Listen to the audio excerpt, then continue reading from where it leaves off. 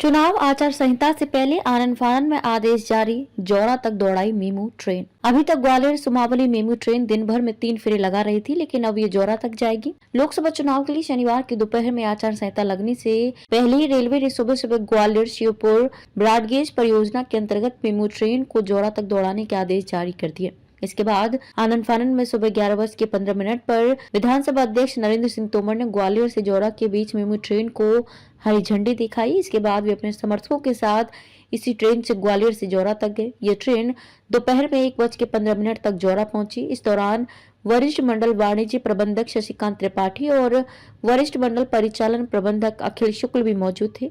अभी तक Gwalior Sumawali MEMU train दिन भर में 3 फेरे लगा रही थी, लेकिन अब ये जौरा तक जाएगी। हालांकि इसके चलते ट्रेन के फेरों में कोई कमी नहीं आएगी। पिछले दिनों रेल संरक्षा आयुक्त सीआरएस ने ट्रैक का निरीक्षण कर संतोष जताया था।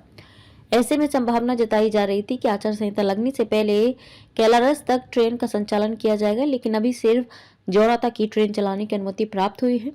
अब प्रतिदिन मेमू ट्रेन सुबह 6 बजे जौरा के लिए रवाना होगी और 8 बजे जौरा पहुंचेगी।